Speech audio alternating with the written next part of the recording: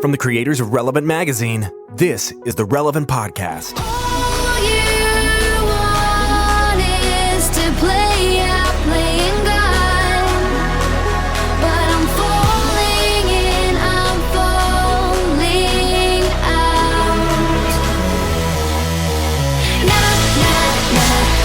Never say die.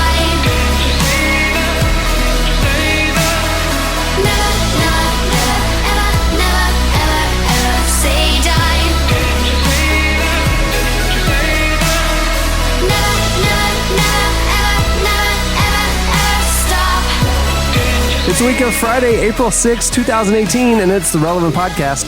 I'm your host, Cameron Strang, and this week's show is brought to you by Hagar USA. Ooh. Now in their 25th year, Hagar has a long history of providing hope, healing, and a brighter future to thousands of survivors of human trafficking, slavery, and abuse.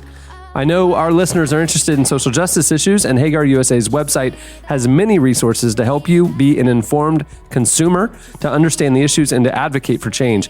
You can also take action through their Justice Challenge, where you give up something like a cup of coffee or an evening out with friends and donate the savings to support a survivor's recovery.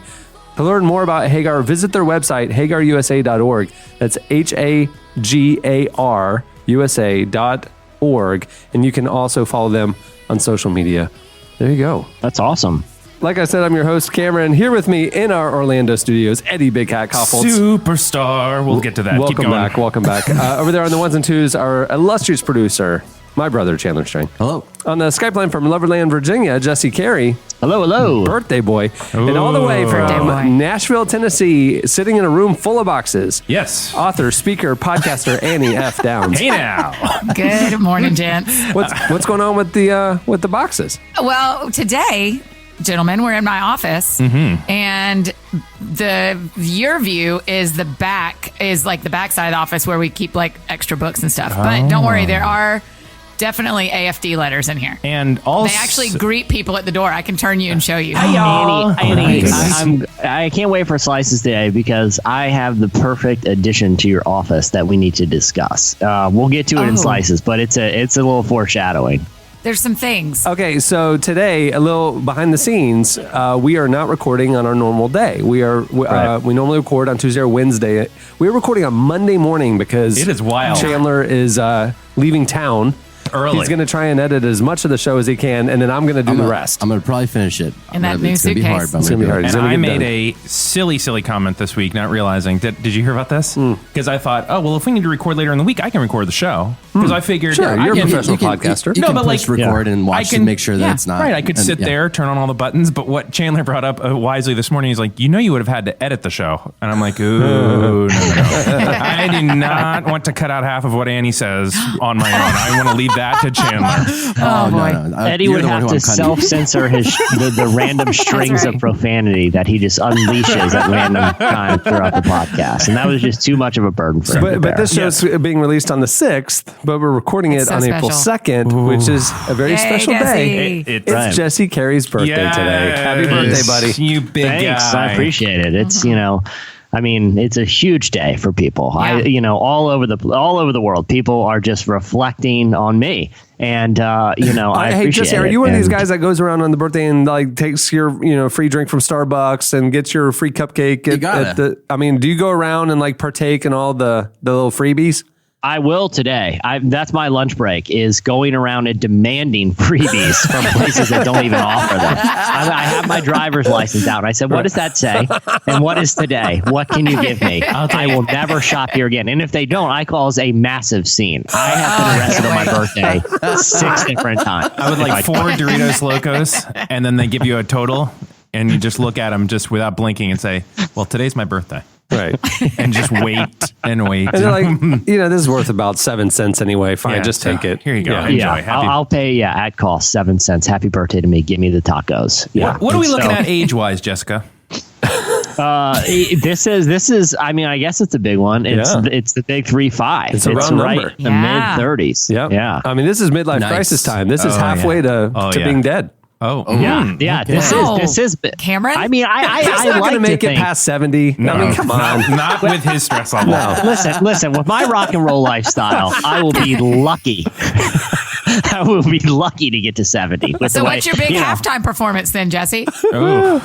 Oh, well, the world will see. The world will see. Yeah. Again, I have something to talk about in slices that may, I may have a midlife crisis that I'm going to resolve with something that is in the news. So we'll get to that. Don't you worry. Right, well, we have a great show in store for you today.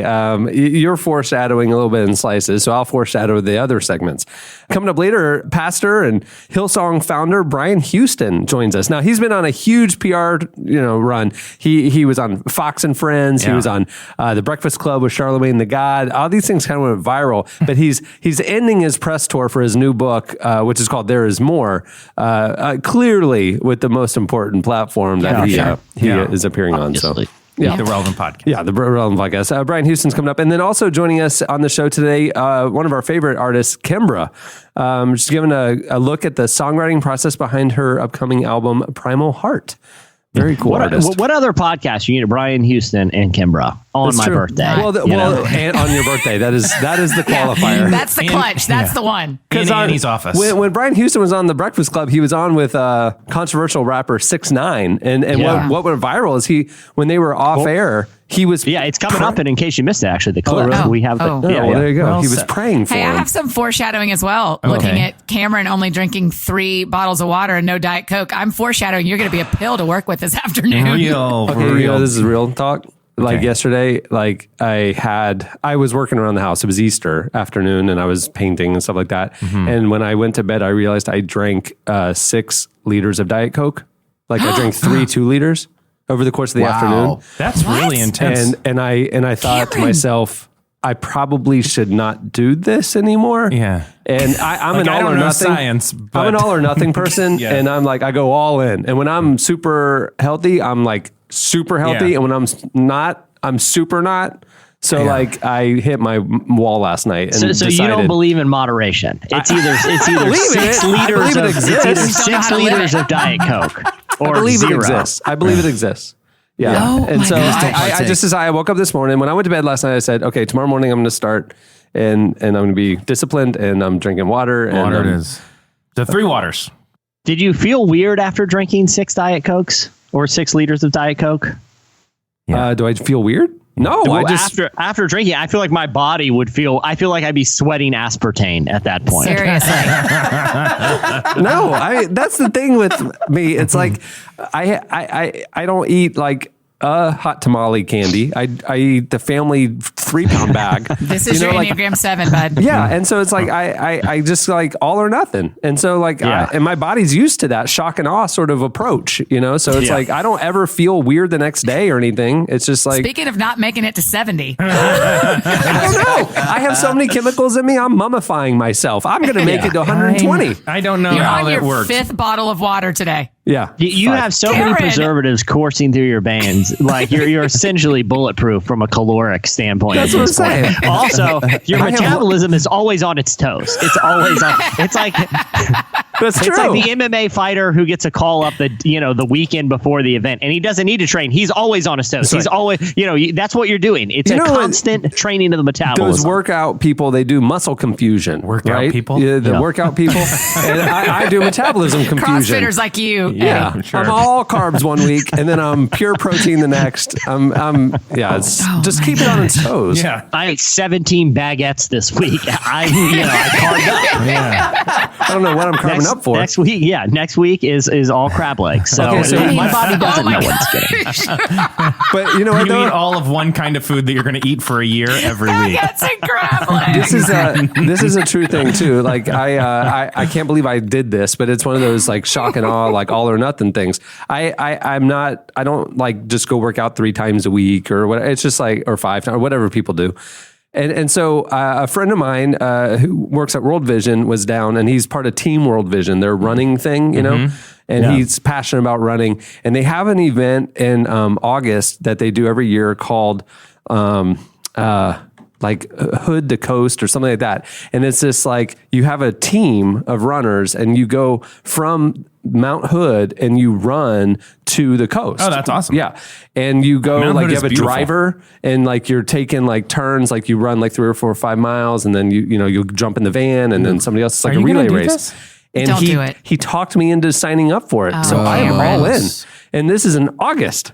And But so you get like no sleep. You know that, right? 'Cause Yeah. it's all night It's like long. a terrible, terrible thing. no, I know. I mean, but it's a Cameron, beautiful can I give you a piece of fundraiser. advice? Just So- knowing your Cameron. training and diet methods, yes. don't train at all and just go 100% the day of the race. That's it. That's exactly right. This is like people who sign up for Naked and Afraid. It's like you knew what you're getting into, but like Why? when you're there, it hits you and you I just know. regret So it. So That's I right. am That's right, fully like, Chandler. I've never, ever done anything like this. I figure I have 4 months to get ready for it. Sure you do. But you won't. No, I will, but that's the thing. I will. But Cameron, your body's not used to training. It's used to being asked to do absurd things like metabolize 6 liters of Diet Coke in an afternoon. It would be used to like running a crazy race and not sustaining any damage. I think training would be a huge mistake. Yeah. Well, I got an email from the team and they're like, all right, guys, training starts in late May, blah, blah, blah. And I'm going, I need to get a jump on this. Like I need to, I can't start when normal people start. I got a ways to go to get ready to start. You gotta know? do Don't you Don't- hate running with glasses on? Do you wear your contacts when you run? I've never done contacts. I only do Nobody glasses. can put glass on their eyeballs. It's a I terrible can't thing. touch my eyeballs. Oh, That's not a gosh. thing. I can't fathom it. Well, I don't even, I've talked about this many times, but I have actually more than perfect vision. It's very impressive. It's over 20/20. It's basically a cool superpower I have. But when I run, just for eye protection, rec specs, like old Kurt Rambis, basketball, like Horace Grant goggles. Well, that way, that's my suggestion to you guys. I don't want anything impeding my eyes. There's stuff flying all over the place when you're running at speeds like I am, and I'm screaming most right. of the You're time. just I'm running. flailing. What do yeah. you- You're kicking up a lot of particles. Do you have glasses, Annie? No, I had LASIK, so I got nothing. Oh, nice job. It's amazing. I can see anywhere all the time perfectly. It's like a miracle. I cried the first couple of weeks. I cried all the time And then it because ruined it it. just amazed me. Yeah, the saline just It just- destroyed. it Yeah, yeah, it's just pouring out. the They LASIK. warned you after these lasers Please cut don't your cry. eyeballs. If you cry more than twice in a month, you are going to go blind forever, and you should be crying every day. I So have a it's- friend who is yeah. a LASIK surgeon, and I was like super excited because I thought, here we go. Yeah. And he just looked at me. We were like in church together, and he just looked sideways through my glasses just Yeah. to see like, and he's like, sorry, you're not a candidate. And I'm like, Why? Oh, wow. Because I don't have the right kind of wrong in my eyes. Like you can't. Oh man, I'm telling y'all, it literally was the most miraculous thing that has ever happened to me because you lay down, they laser your eyes, and you sit up and you can see perfectly. Yeah, it's like a right away thing. I thought it was like It's a couple right away. weeks for you to heal. And like, no, you No, like, no. He literally like told me to cataract look surgery. at the clock across the room. And as we're sitting up, I looked down at my hands and I could see my hands perfectly. And I haven't seen my hands since like 3rd grade without contacts or glasses.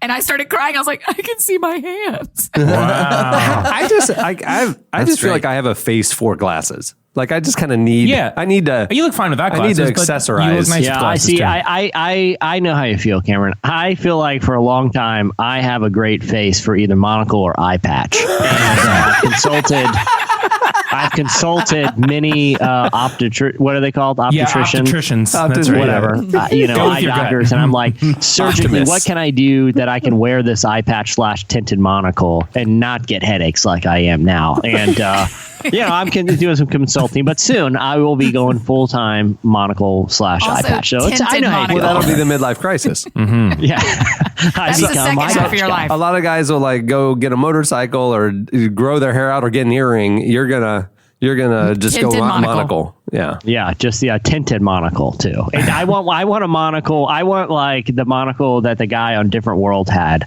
like with the glasses. Where Dwayne Wade? it's You yeah, want- yeah. you want him to flip up?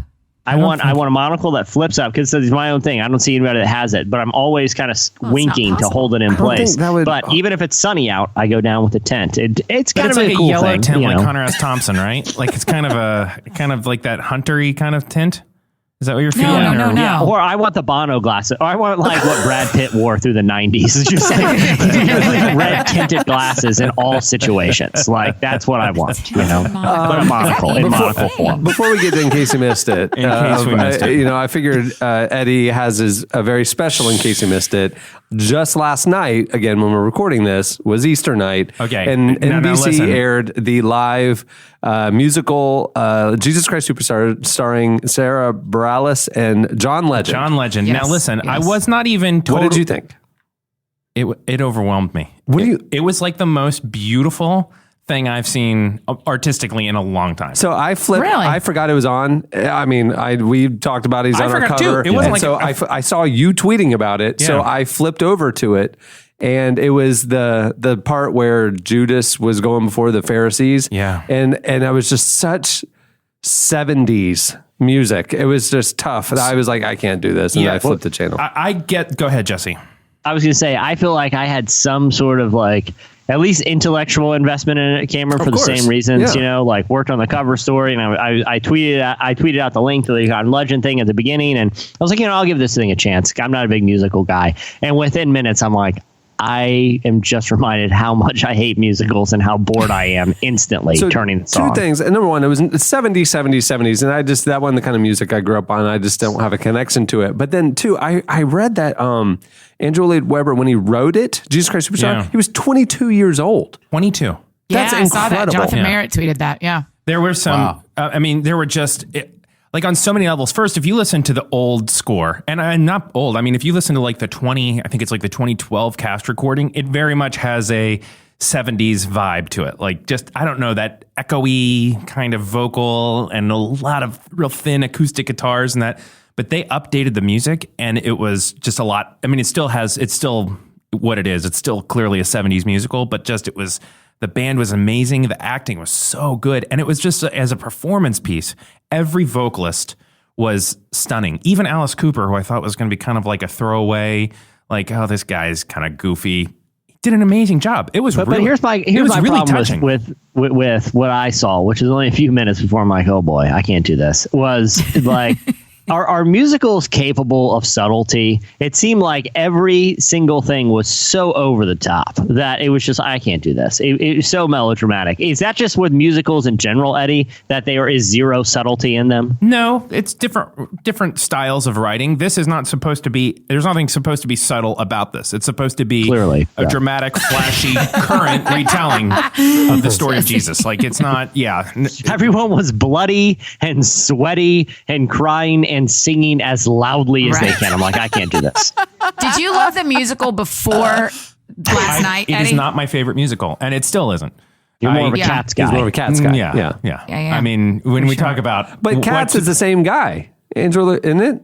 Same era, same guy. yeah, it's very Yeah, similar. so it's Phantom, right? Isn't Phantom his too? Yeah.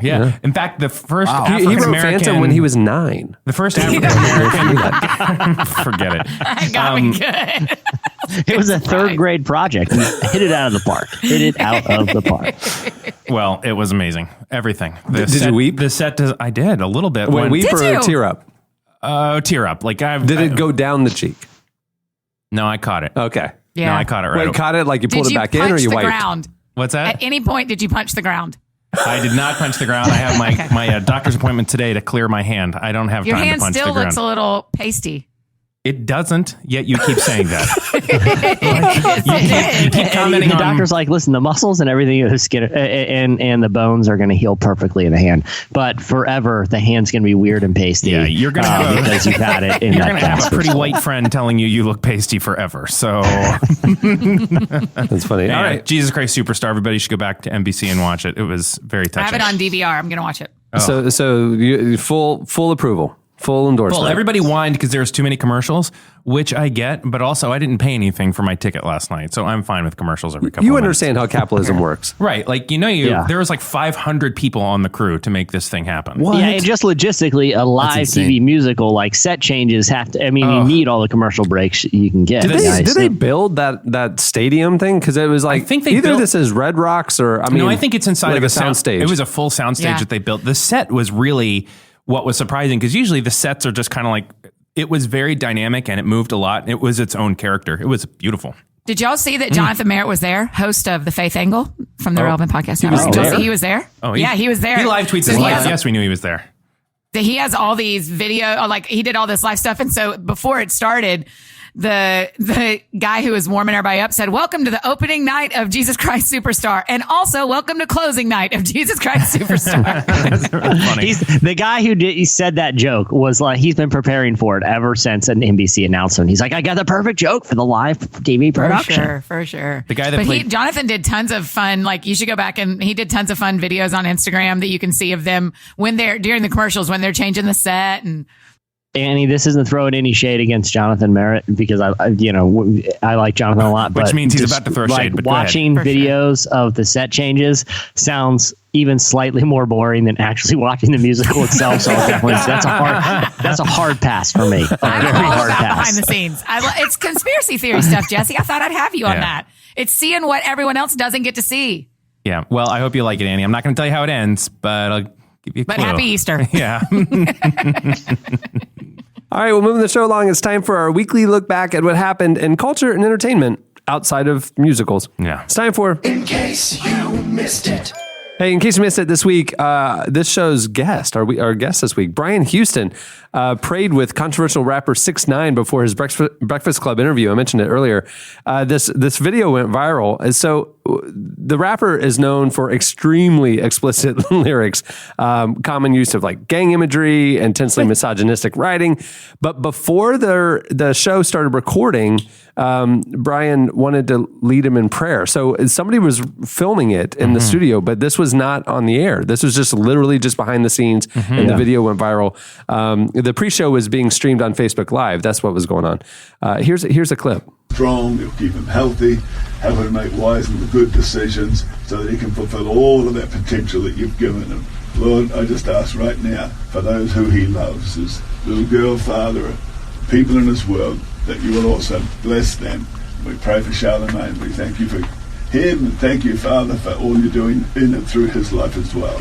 In Jesus' name, amen. Amen. Amen. Amen. You know what was interesting? We posted this on the site, and a lot of people on Facebook were like criticizing Brian Houston for praying with him. Like Really? 6ix9ine it has a very terrible reputation, and it's just an outrageous figure. You know, he's gotten a lot of legal trouble, and obviously, as his name suggests, it says a lot of explicit things. But like, I didn't understand why people would criticize Brian Houston for offering to pray for him. Yeah. Like, it seems like if there's anyone who needs prayer, it's someone that is relishing in sinful things. Like I thought it was an incredibly classy and powerful move. That's what Jesus would do. Yeah. That's what John Legend would do. Well, yes. Do you think that when his parents named him 6ix9ine, they knew he was going to be a troublemaker? How do you think that worked out? No. Oh God. Well, they tattooed it on his forehead. Yeah. I said, and gave him a rainbow colored Yeah, grill. I have one pushback on what you said, Jesse, in that I don't know that he did that. I know you didn't mean this, but I just want to say out loud, that guy doesn't like need prayer more than any of the rest of us. But it does make me think about, where has he come from that got him where he is now? Like, what is the pain and what is the sadness and what is the loss that made him look elsewhere to all these things y'all talked about? I don't know. I just look at people like that and I think, man, I want to understand you. Even you know? even if it's just marketing and he's just playing a character, he's still making terrible decisions and saying like really vile things. So Yeah, and it can't just be a character. That stuff, I mean, trash in, trash out, right? Like, that stuff lives in him.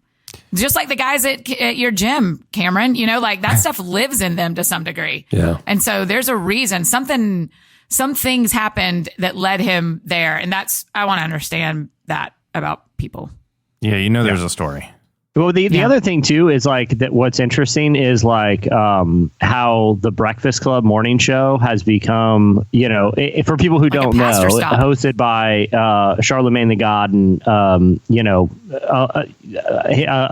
several other co-hosts. He's sort of like the main figure on there. It's syndicated on hundreds of stations across the country. They get tons of big names. I mean, they'll have like Kendrick Lamar, Kanye, but also it's become like a stop for pastors. With, Carl Lentz was on there, Brian Houston, Stephen Furtick just did something with Charlemagne. It's occupying a very interesting place in culture right now. That's fun to kind of see how it evolves. Do you think anybody talks like Brian just talked to Charlemagne the God and was like, hey man, your name? I'm not trying to be rude, but like there is only one God and you can't be it, but respectfully. I don't think Charlemagne actually thinks he's the God. I think it's, I do think it's, what was he didn't bring that up with him. What do you think his name means to himself then? Well, you should read the next issue of Relevant, where we have a sit-down interview with Mr. Charlemagne the God I think it wouldn't even just Mr. the God. I think it's Mr. the God. Yeah. Hey, in case you missed it, this week Snoop Dogg explained the heart behind his new gospel album and responded to critics of it. He was interviewed for the Stellar Gospel Music Awards about his new album, Bible of Love, and explained that he is a born-again Christian, and it felt like it was time to put his money where his mouth is. He also responded to people who would criticize him for making a gospel album. He was having none of it. No. Here's a clip. The devil is a lie. I thought church was supposed to welcome sinners. If the church was full of saints, it wouldn't be right. So if you find somebody trying to find their way back home, the natural thing to do is to be warm welcoming. Open your arms and say, brother, we accept you for who you are and what you're going through. Come as you are. We know you've been doing wrong and you want to get right, so we're going to help you get right. We're not going to throw stones on you when you're trying to get right and walking back into the church house. That's what's running people away from church right now as we speak, and we're trying to get people back in church with a different perspective of come as you are, show love. It has no perspective on nothing but love. I love how he talks just like he raps. Like he is He's Snoop Dogg. Yeah, he has a perfect cadence. Jesse, go ahead. I was watching the video, and it's because he's kind of playing it cool at the beginning where he talks about how he's been a Christian all his life and his time. But when she asked about this question, he was like getting fired up. Like the whole concept that someone who isn't necessarily known as like a Christian artist could try to make an album that reflects kind of the spiritual impulse that they're having to get back into the church and receive criticism for him. You could tell it really irritated him. And I thought he had some good thoughts on it. I did too. I liked it. Hey, in case you missed it, Serial's Adnan Syed may receive a new trial. Following the release of the hit true crime podcast Serial, which examined the murder of high school student Hae Min Lee, major questions were raised about the conviction of her ex-boyfriend Adnan Syed and the trial he received. Last year, a Maryland court determined that he should receive a new trial, though prosecutors appealed the decision. Last week, however, the Court of Special Appeals upheld a lower court ruling calling Syed's counsel in his original murder trial, quote, deficient and ineffective. Ouch. To be sure. Syed says he has an alibi that would have presented a reasonable doubt that he could have even committed the crime. A woman named Asia McLean said she'd seen him at the time of the murder, but his lawyer failed to bring her testimony forward during the trial. They also cited the unreliability of the cell phone tower data presented at the original trial. Prosecutors didn't say if they would try to appeal another time. Oh. Yeah. Okay, so this happened pre-golden era of the podcast, so I was not here when y'all originally talked about this. You're talking about Serial itself. Serial is, I feel, what ushered in the golden era of podcasting. No. She's talking about the golden era of the Relevant podcast, which she has ushered in. Oh,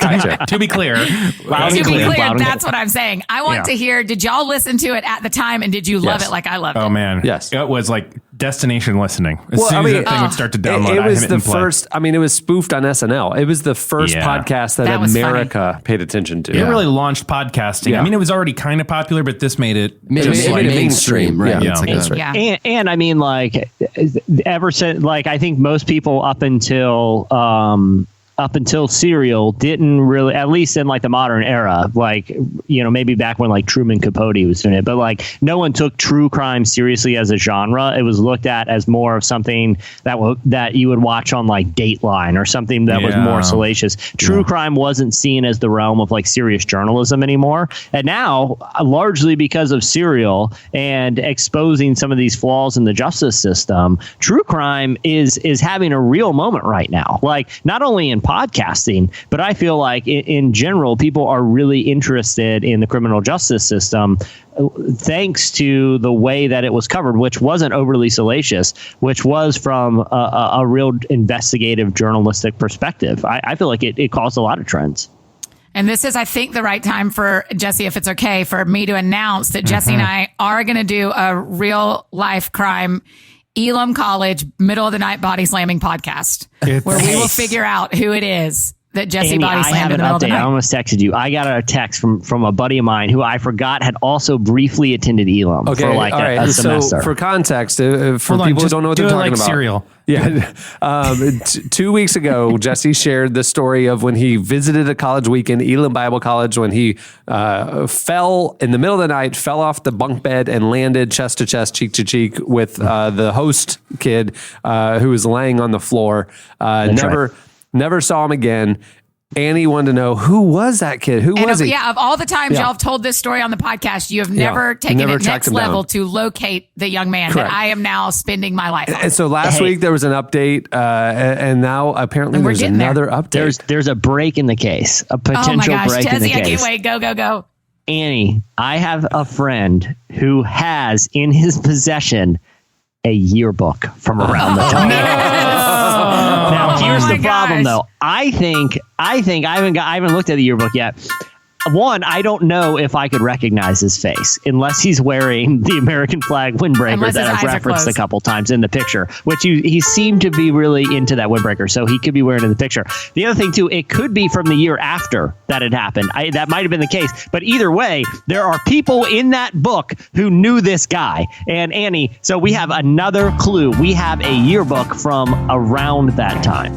It's just crazy when you stop and think about it, because we've got this yearbook now and we've got all this evidence, but I don't know. Next time on Serial, the yearbook. Jesse, I thought about texting you this weekend too, and then I waited because it was Easter. But I really think what we need to do, I've never done this before, so I'm brand new at this. I don't know if we call the girl from Serial, if we call Payne Lindsay from Up and Vanish, but I think what we need to do is we need to call Elam and ask if they have a record of when students come and visit and who they stay with. Oh, they must. We need to go deeper. We need to take a podcast trip to Rochester and go a deep dive in the bowels of Elam Bible Institute into the archives. Like in my mind, we're all looking through like microfilm of the time. I don't see a windbreaker.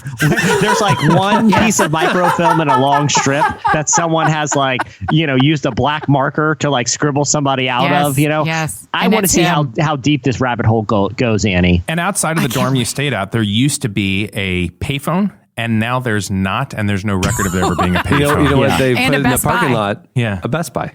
Yeah.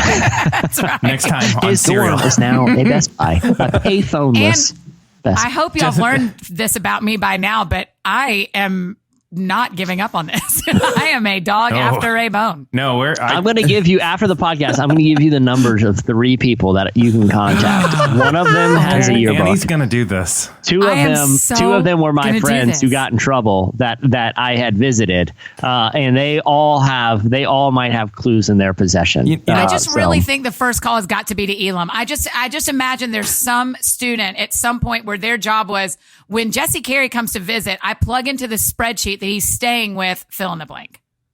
I want her to call Elam and like she explains why she's calling, and the person's like, oh, hang on one second. You hear her whispering in the ground like, she's calling about the guy who got fell on. What's your name?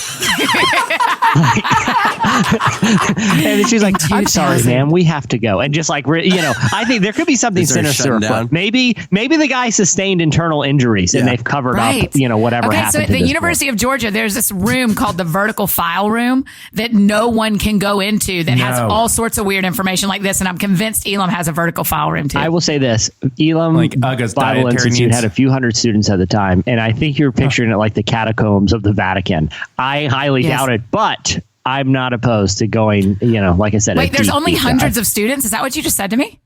It's not very large. You're going to see this yearbook and you're going to know this guy. Most Bible colleges like that would be around 1,000 students. I would think that they would be that 800 to 1,100 range. Yeah. We have given them more free publicity than they have ever received. You know what I don't know that it's good, though. You know what I love about Annie Annie being us yet, so what I love about Annie being on the show is we'll talk about this stuff, but as soon as we walk out of the door, it's just like...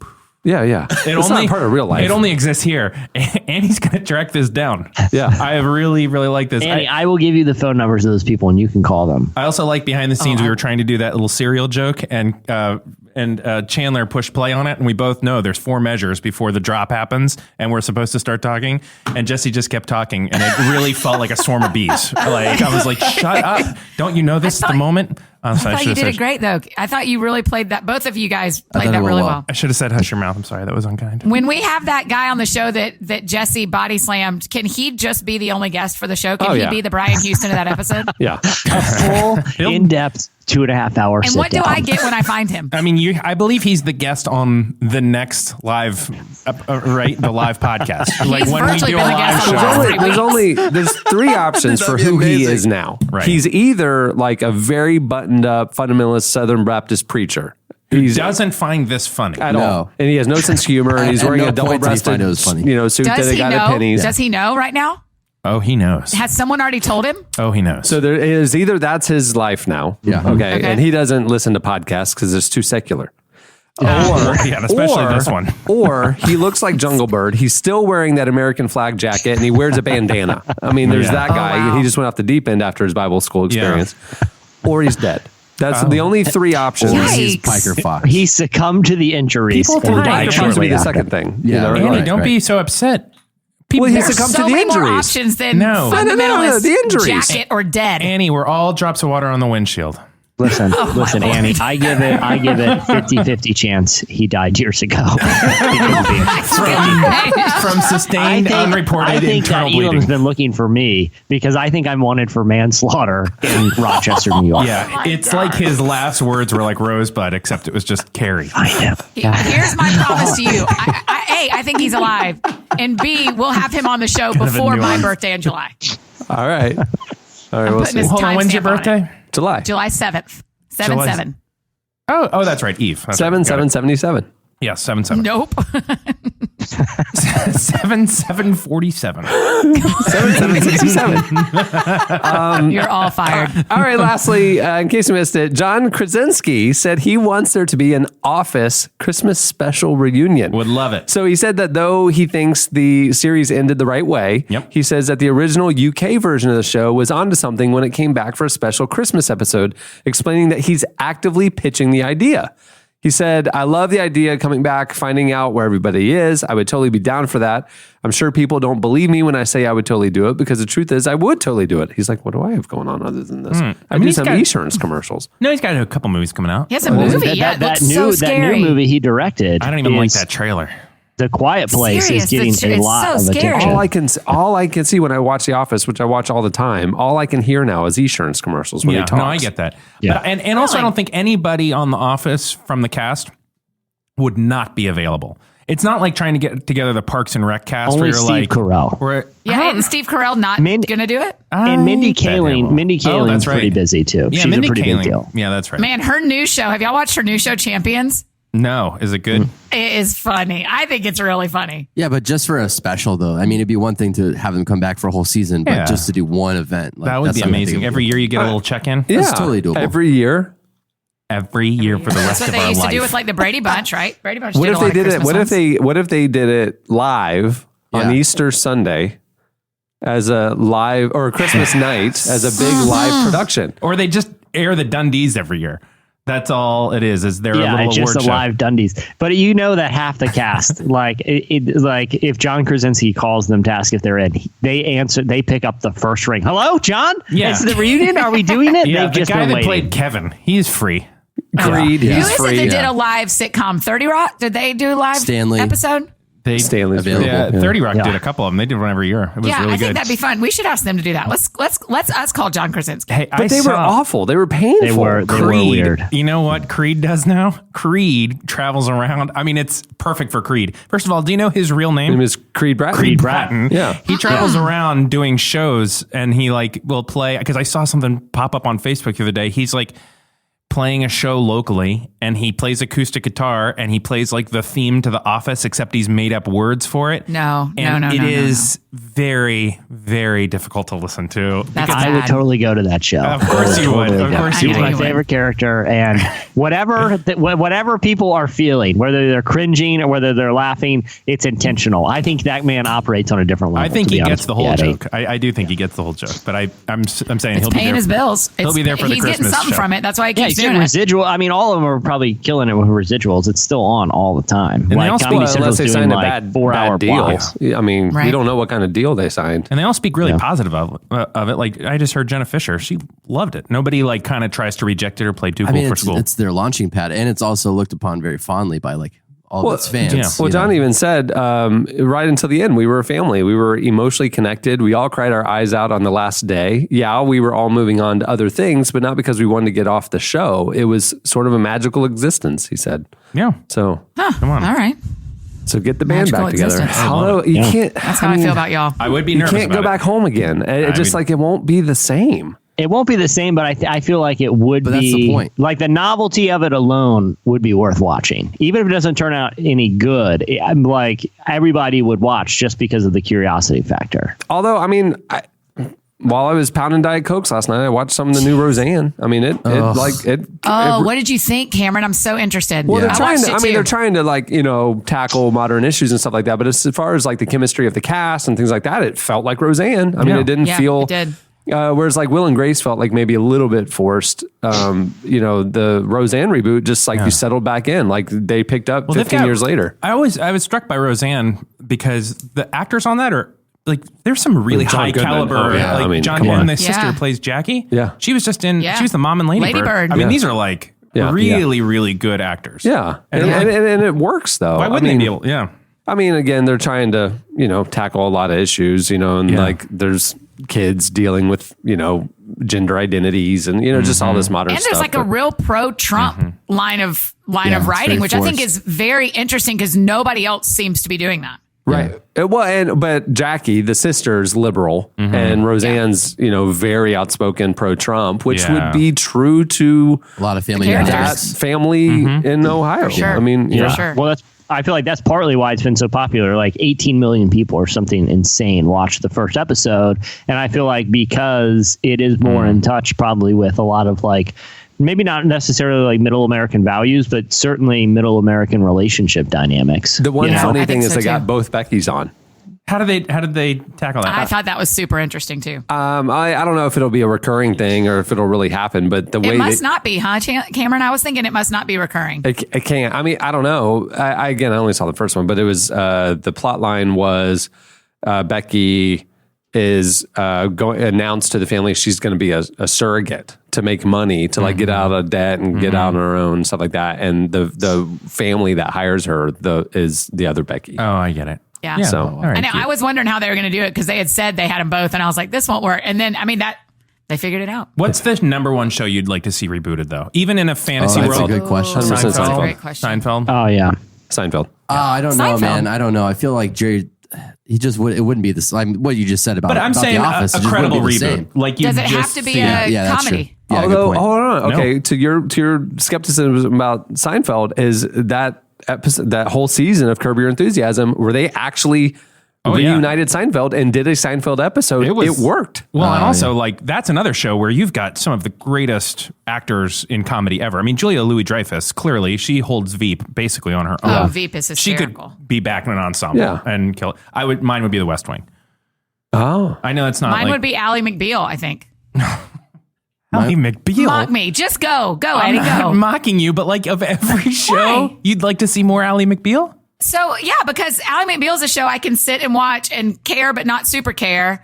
And it's just funny and entertaining in a different life than I lead. you So know who I want to always catch love up with? watching it. You know, what are they doing now? Designing women. What are they doing? What is Delta Burke doing? Yeah. You know, Yeah. like How many of the how'd their Golden career Girls are go? still there? That's the night that the lights went out in Georgia. Oh, wow. And also, How of the three Golden Girls? There's three, right? Yeah. Are they Oh, I also watched that. I think I there's think still look- with us? No, only Betty White is alive. So That's it'd be right. a pretty. Rue So the McClanahan. reunion would be a real bummer. No, yeah, Rue McClanahan has died. B. Arthur has died. The grandma man. has died. They are all dead. Oh, wow. Okay. that's what, true. what We about, can't reboot that What about one, then. Night Court?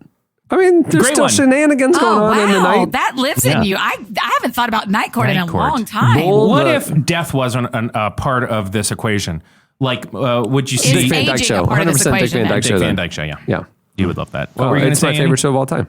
I said, is aging an equation? Because I would also say there are shows that from when I was little that I would want. But if the people are going to get old but not die, are they just going to stay the same age? Like what?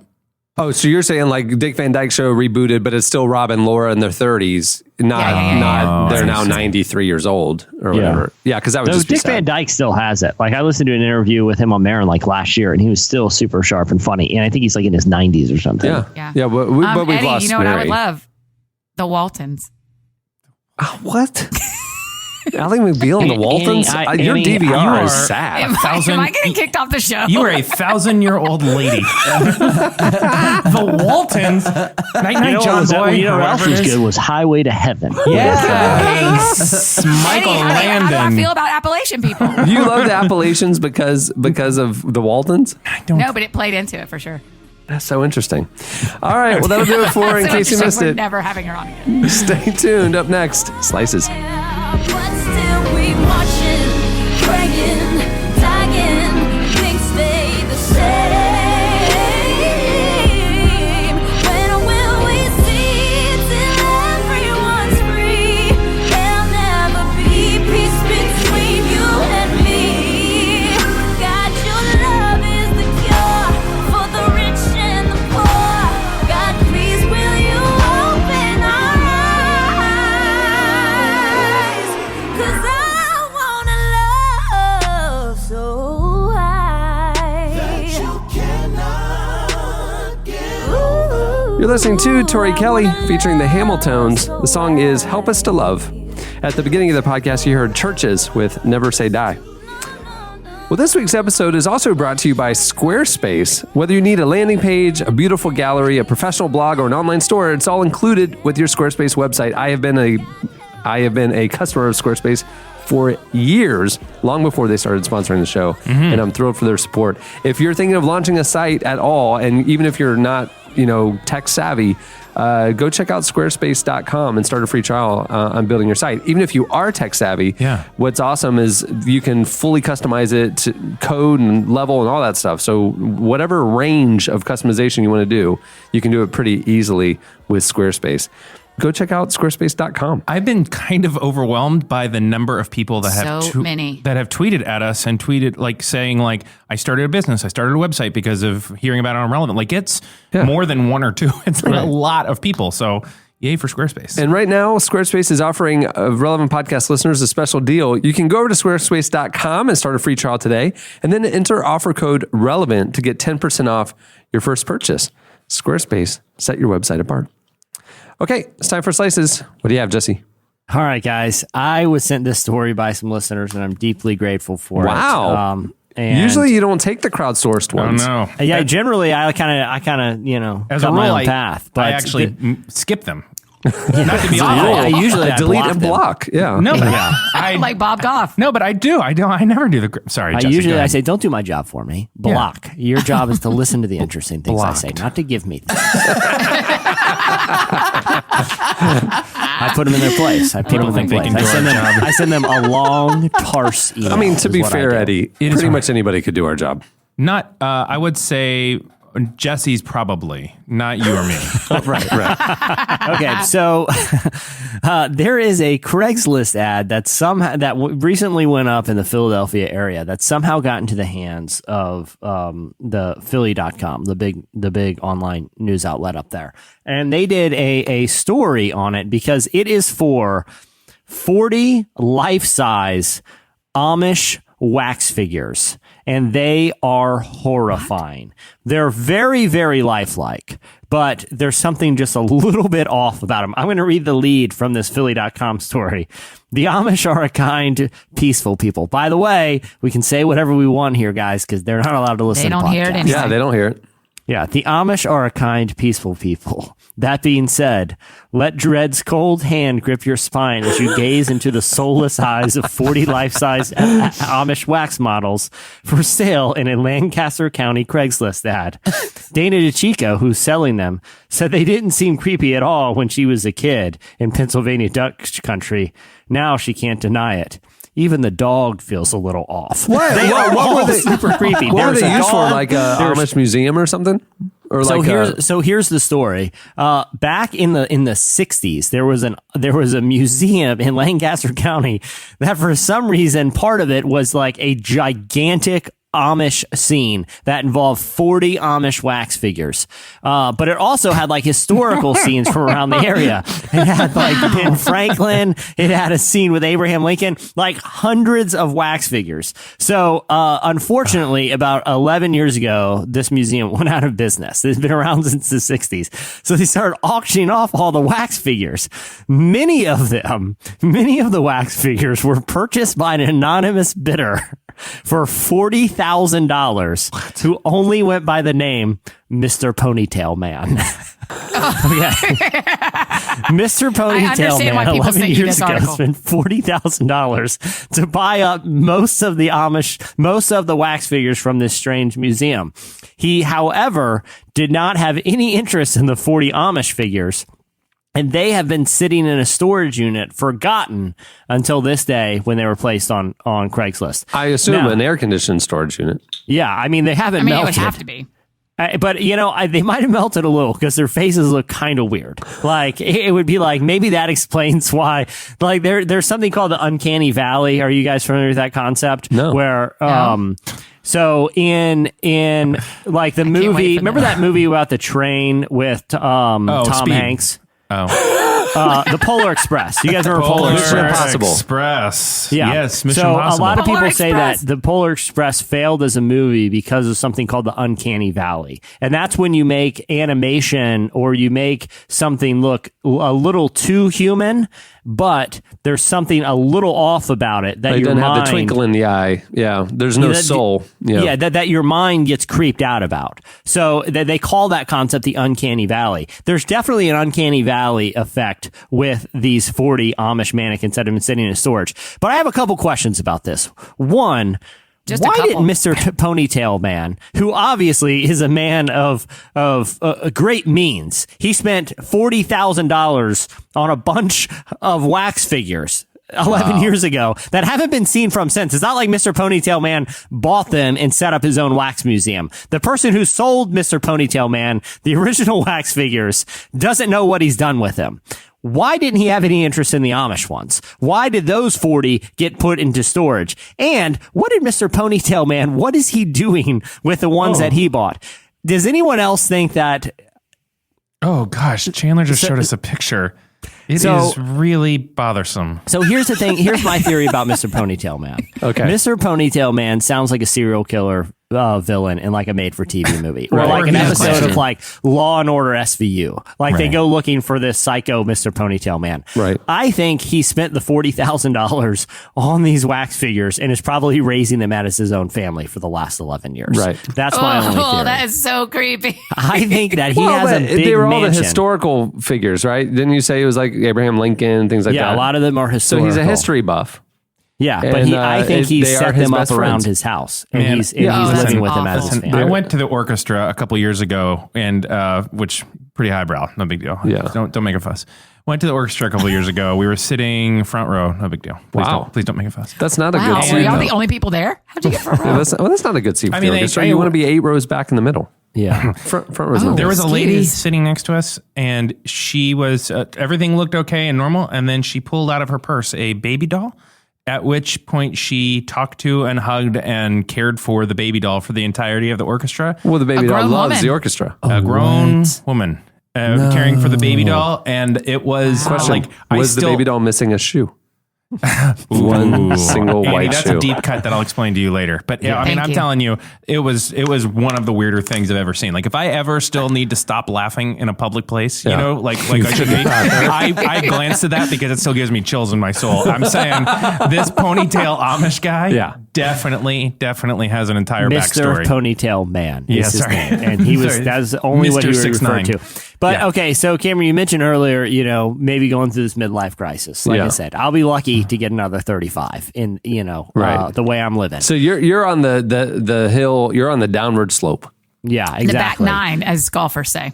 Nice. I'm heading on the back nine right Masters. now. You're exactly right, Andy. done. I just passed the clubhouse, about to tee one up, and You had a nice it's going- turkey sandwich. Nice turkey sandwich. It's always BLTs at the turn, isn't it? It isn't is it when you always play golf? BLTs. It's always if you're running into the clubhouse, you don't want to hold up everybody. It's always always a BLT at the turn. I got real issues BLTs with are great BLTs, lunches. but we don't have to talk about that. Why? now. Wait, I was about to. I'm highly disagreeing with you. I love them. What do you not like? They're so wide. I can honestly say I've never had one.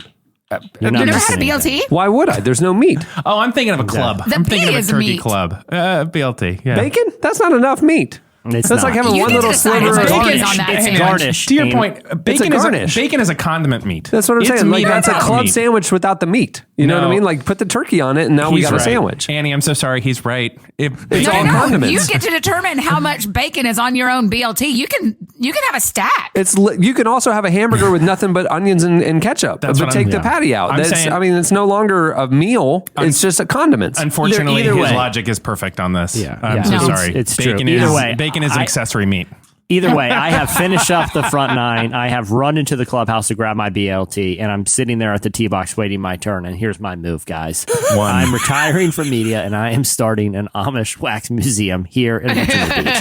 How many times in life does an opportunity like this present itself? If I were to commission More than it should. 40 creepy Amish wax figures, how much would that cost? Why would I ever do that? I would have no reason to. You're 2 hours from Colonial Williamsburg. You know the popularity, the sustainability, the appeal. Well, you're just going to become the next tourist destination in the region. Jesse, There's- you're only 2 hours from Williamsburg? I can be in Colonial Williamsburg in an hour, actually. Whoa. So here's what I'm thinking. Congratulations. It's 2 hours by horse and buggy with Yeah, I mean, a it fife depends on and how, drum corps. it depends on how you're traveling there, Yeah. Annie. If you're taking the means of the time. So what I think I need to do, Cameron, is I think you're exactly right. I think I need to acquire these wax figures. I need to set up my house as an unregulated museum. That's right. Because I'm not zoned for museum. I've checked. Is that a zoning unregulated? Yeah. But here's the thing. If you guys know me and my libertarian values, I don't pay attention to zoning laws. My property is my property. I will operate whatever I want off of it. That's right. Yeah, there is no eminent domain. Come at me, Jesse, Mayor. just build the museum a couple of feet off the ground and then it's air zone and you're free to do whatever you want. I'll hang them all from fishing line. That's That's not it. creepy. Oh, that's not terrible. Hey, birthday boy, That's right. can I tell you a quick story like about a wax 3 inches museum? off the ground, just sort of floating around my house. Again, I'm untouchable by law because of the rules of property Fair. ownership and Sky Law. But here's the thing. That's right. I drive up to Colonial Williamsburg and I create signs that say, get the real history, get the forgotten story of our land. And I lure tourists from Colonial Williamsburg to my house and I charge them money. You know, they want around $300 or $400 per wax figure times 40. I tried to do the math. I got kind of stressed out by it. I think I can have this thing paid off in a good 2 years. And then it's all money. I'm just retired under 40, operating a quaint Amish museum in my house. That's I would right. love to That's see right. Jesse's crazy home of curiosities, where just inexplicably Red Dawn is playing on a DVD player on mute with closed captioning. It's just nuts. I feel like Jesse's gonna on the back nine. I think he's gonna turn into one of those homes from American Pickers when they go in, and it's just like, whoa, you know, Wow, like it's yeah. like this is the first time a person has entered this home in a while. I have said And, many times, one day I we're love going to that. all sit down for the podcast and we're going to pop up his Skype line, and it's just going to be a microphone with no man. Yeah, and that's that's right. the end of it. No, it's going to be a microphone with no man, and in my place is a creepy Amish wax figure. A wax, a wax figurine. and Jesse's actually there, like treating it like a ventriloquist off camera. Yeah. and Oh, that making the feels- mouth move.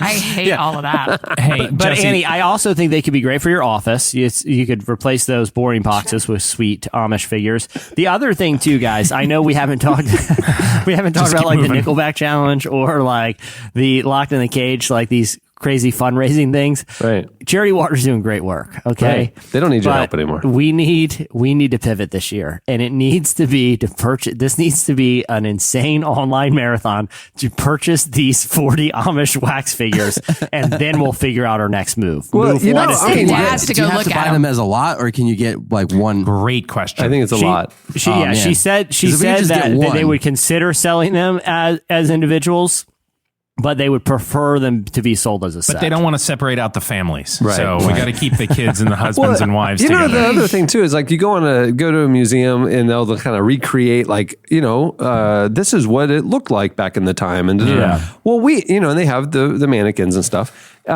We give tours daily of our new office here in Orlando. People come by, listeners will come by, see the studios Yeah, we and love whatever. And we don't have enough like interactive, like elements. We Really don't have- things to scare the soul out of you. I'm thinking maybe I could buy a couple of your leftover ones, Jesse, and I could stage them here at the office to kind of bring to life like the early days of Relevant, that kind of stuff, like reenactments and things. Yeah, I want it to be such fear that it's just... Remember in the early days when Relevant was operated by a bunch of Amish people from the 60s? Here's what it looked like. Jesse, the next time you're in town, I really, really want to take Jesse to this. In Claremont, Brianna and I went through this like... Claremont, Florida, hotbed of activity. Yeah. Stop me if I've told you this story, but Brianna and I went through this list of just really off the beaten path weird things in Florida, and one there of are them is books about it, like like weekend trips Yeah. to see weird Florida and stuff. There's a lot of weird Florida, and in Claremont, Wait, I'll go too, and I'll go with you. You should come. It is nuts. So Well, it's a lot of 1950s roadside tourist attractions that still are living A on lot of somehow. alligator stuff. I bet there's a lot of alligator Like stuff. Gatorland, stuff like that. Yeah, but that's pretty Stupid. mainstream. Airboat We're talking, rides. so this place in Claremont is a presidential museum, and it looks like the White House from the outside, but it's run by someone who's a real wild card. We'll just say that. And they have wax figures of all the presidents. The problem is This being in a metro area that also has the actual Hall of Presidents at Disney. right. And it's also so this in, is that close to Orlando. Claremont, Claremont. is 20 minutes east. but it's in the middle west. of like orange groves. Like there's no business for this being here. But anyhow, the problem is that because the person's kind of cheap, they turn off the air conditioning at night. That's not true. Oh, it's true. And so all of the heads of the presidents are kind of like just looking down because their heads have slowly melted in the evening, except for Obama because he's the newest one and he's melted the least. That's so weird. Okay, we in this really Hall of gotta send Presidents, Daz all the there. heads are just gently melting down. It is weird, beyond weird. Let's send Daz to go try to buy one of them. To buy one. Yeah. We just send one him of in the and see if Amish. they'll let us buy one of them. Yeah. One of the Amish, like, drive him up there with like $300 On hi- and it's just gotta tell be him on to his get the dime. creepiest one of them. Gotta be on his Oh, side. yeah, Daz has to pay for them. Well, the good thing is he can save some time on the way home because he's driving the HOV lane. You know, I mean, he just puts that guy in the passenger seat. We'll give That's him right. one retweet for every 200 miles he drives. Speaking of weird president's head, real quick, this is a weird piece of trivia. Like back in the day, there was a guy, like a sculptor, who was like super inspired by like Mount Rushmore and just had this like patriotic, sense. And so he got funding. $10 million it costs to create these giant stone busts of 43 presidents. Oh, like yeah. massive. Like I think they're like 10 seen feet high these. each. Like giant stone. They weigh tons of pounds. And Or tons. yeah. It's tons of So tons, he, which would be after he hundreds. made them, like Brutal. he couldn't find like a place that wanted all these stone presidents head. They're just sitting out in a field right now, Yeah. like cracking and being totally unkept and Stonehenge. overgrown. It's totally Yeah. like Stonehenge. Everybody in like 1,000 years is going to put some sort of religious significance to it. It's just some crazy guy that It was didn't just like Just a a guy. failed project, like a $10 million thing that got botched. And all these presidents' heads are just sitting out in a field, like totally untouched right now. All right, what do you have, Annie? So let's talk about travel for a minute because y'all know we all get on planes a lot. And I found this story very interesting. This woman was flying United Airlines, Allison Priest. She was going from Washington, D.C. to Austin, Texas. And this has happened to me once, not like this, but if a flight overbooks, which I cannot understand why an airline sells more seats than they actually have. But they do. Sometimes they And have this flight- equipment changes, though. Well, and there's some sort of mathematic ratio that, on average, 3 people will cancel at the last minute and that kind of thing. So they'll oversell a little bit, assuming that, and then everybody shows up, they're stuck. Knowing But that people miss their flights, and they do like algorithms based on like if people are flying internationally. You weren't really looking for an answer, were you? Yeah, I no, feel like it's this just- is one of those No, moments where she's saying, what's the thank you deal both. with airlines Yeah, I feel like- overbooking? Why does it put so much cotton in the pill bottles? sometimes Eddie and Cameron, I just want you to listen. When I'm running, I don't want to be caught. I just want to be able to talk. All right, go Oh for my it, Annie. gosh. We don't have time for that. Okay, so this flight that Allison was on was overbooked, and then when no one volunteered, she's the one who lost her seat. There was a broken seat in this particular plane on United. When no one volunteered, she had paid the least for her flight, and so she's the one who got bumped. And so the gate agent offered her a $2,000 voucher. which is a ton of money, right? If you're going from DC to Austin, no way that cost $2,000. She said no, that she wanted cash value instead. And they were getting ready to write her a $650 check when another agent offered her $10,000 in vouchers and a guaranteed seat on the next plane. And so she took it. Wow. I mean, what would you do with $10,000 with one airline? I mean, how long would it take you? First class to Europe, that's one ticket. But really? Oh, yeah. Yeah, the business class round trip to Europe, absolutely. They're $8,000 or $9,000. Oh, wow. Yeah. I would buy one of the. I would just buy like the craziest first class seat. You ever seen the ones that have like a shower in it and it's like a little hotel room that they have in like Dubai? I would use it just for that, and I wouldn't even have a destination. I would just fly me around in that for a while. You could burn it in one trip if you go international. Yeah. So is that what you do, or would you just use it to go wherever you wanted? That's what I would do. I'd go to New domestic. York. I'd go to New York every 3 months for the next many years. Yeah, that's it. Same. I think I would too. I think instead of doing one like big international flight, I would go anywhere I wanted to go to see friends, to do things, and just have a normal. But then you also have to fly United. So every time I hear like I'm at the airport and they're like offering, every time I'm like, oh, it's tempting. I might do that. I might do it. But I want to go there and I want to start negotiating like this person did. I think that's the key. It's like, ooh, like see how much you can get, because they're open for negotiations. I feel like when it comes to a voucher and it's not real money, it's just they're just saying, just like a coupon, that they'll give you whatever. Like they just don't want conflict. Every time I'm tempted. All right, what do you have, Eddie? Well, I was going to do a twofer because it's Jesse's birthday, but it feels like there's just not enough time for that. So, Jesse, I'm going to give you a choice. You want to slice about a cat or a gorilla? They're both pretty much handpicked for you. Don't do this to me. Don't do this. I got to go gorilla. You got to go gorilla. Well, I'm really glad. Annie sent me this and said that I should do a revelation, but no, that's a lie. But it's, I'm going to just say... Let me just say the story. Here's what happened. Okay. There's a gorilla at the Philadelphia Zoo. Lovely zoo, nice place. I've been there, Philadelphia. Lots of Amish people in there in the region, and only half of them are real. 40 of them are not real. The gorilla is named Louis. He is 18 years old, and when Louis has his hands full and he's got like tomatoes in his hands or other snacks, Louis has begun to do something very interesting. What do you think that is? Throw them at people. That's what you would think. Any guesses? That's what I would do if I were Louis, because there's no consequences if you're throwing tomatoes at people as a gorilla. Louis thinking, what are they going to do? It's animal abuse if they even try to. And what? Come at me. I'm a gorilla. Okay? What are you going to do? I'll throw all the tomatoes I want. That's what I would do. I'm putting myself in Louis' shoes. I'm going to say Louis' thinking has evolved. Oh. Louis has begun to walk upright. Louis now walks upright when he doesn't want to get his hands dirty, rather than the typical gorilla stance of walking kind of on his knuckles. He walks upright in order to keep his hands clean. The curator of primates and small mammals, which, by the way, could there be a better business card in the world? Right? Yeah. What do you do? Oh, primates and small mammals. Interesting. He says workers had to install a fire hose over a mud puddle in the yard in order to help this gorilla stay clean, because he was getting so frustrated by it. The 6-foot-tall primate crosses it like a tightrope to avoid getting dirty. The gorilla doesn't like to get dirty. This curator of primates and small animals says that it's pretty unusual for gorillas to walk around upright in the wild. Western lowland gorillas, like Louis, may do it only for a few seconds at a time to reach food or to wade into swamps. But Louis is growing up and changing right before our eyes. I'm not saying we're merging together into one species, but I'm not saying we're not.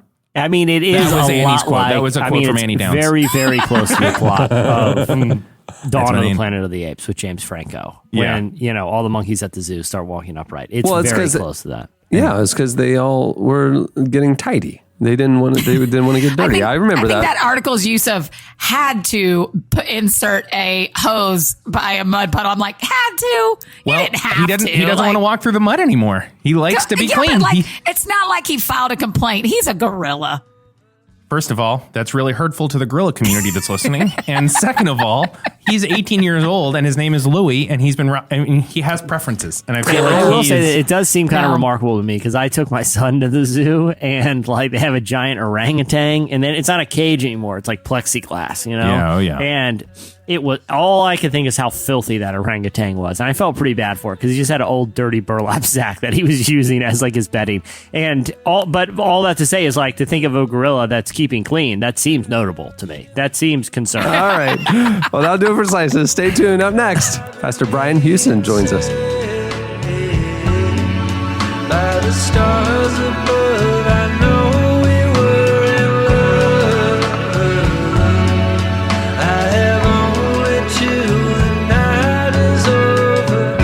I feel the weather change. I hear the river say your name.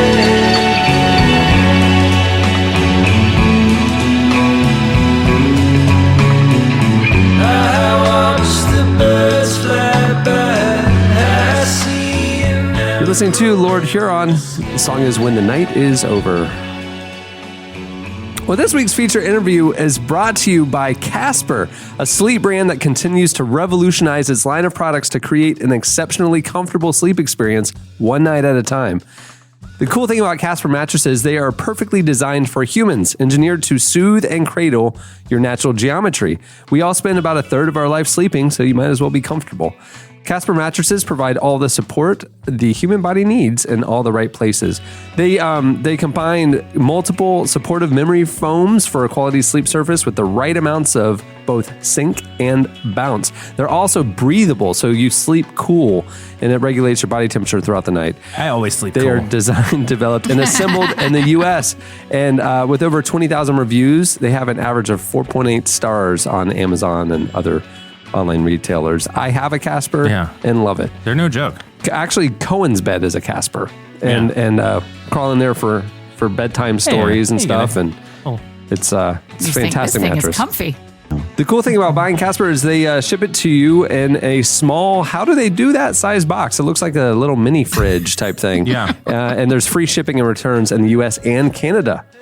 Well, right now you can be sure. I have to pause you on that point. Yeah. I don't know that if someone hasn't strapped a mattress to the top of their car and tried to drive it home, what a big deal that shipping is. Yeah. Because there are very few things more obnoxious. And then if you go to a traditional store and they bring it to your house, it's way more expensive. Yeah. Also, I really enjoy seeing people open those and them expand magically on beds. So anytime someone buys a Casper, if you just tag me in that on Instagram, I'd love to watch that. And you can also be sure of your purchase with Casper's 100-night risk-free Sleep On It trial. Right now, Casper is offering Relevant Podcast listeners a special deal. You can start sleeping ahead of the curve with Casper. Get $50 off any mattress purchase by visiting casper.com/RM. I guess that means for Relevant Magazine. And using RM at checkout. Casper.com/RM and using promo code RM at checkout. Terms and conditions apply. And that's Annie F. Downs when you open your Casper mattress on Instagram. Annie F. Downs. Yeah, because the quilter is going to be getting all these weird videos of people opening their mattresses. Otherwise, that's exactly right. Yeah. I want to see. Like, I love your quilts and all, but I mean, I It's love like your watching a souffle in the oven. It's amazing. Brian Houston is the pastor of Hillsong Church, one of the most influential churches in the world, which draws more than 100,000 attendees across 80 locations every week. He's the author of more than a dozen books, including his latest, There Is More, which looks at how to find purpose in life, overcome adversity, and grow in your faith. Here is part of our conversation with Pastor Brian Houston.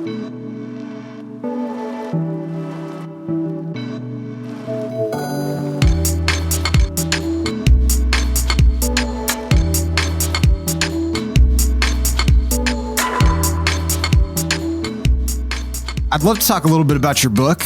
There is more. When the world says you can't, God says you can. I guess my first question is if you could articulate a little bit of the difference in messaging in terms of the world versus what we know God tells us through Scripture. Well, I think the contrast is pretty clear between the word around and about us and the word of God. The word around and about us, I think increasingly is is lacking hope, lacking future, lacking direction.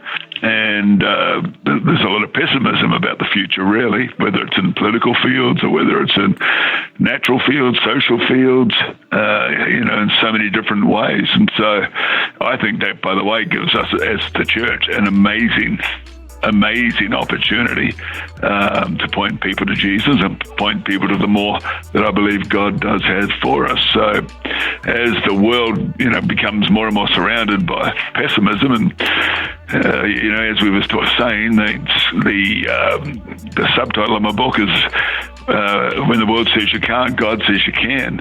And I think the world's getting very good at telling people, and especially us Christians, what can't be done and why it shouldn't be done, and trying to put us in a box. But the great thing about God is that he can't be boxed. And I believe that God's will is God's will, and as we make him our source and make him our passion, that he can do what certainly would only ever be seen as a miracle. That's the God we serve.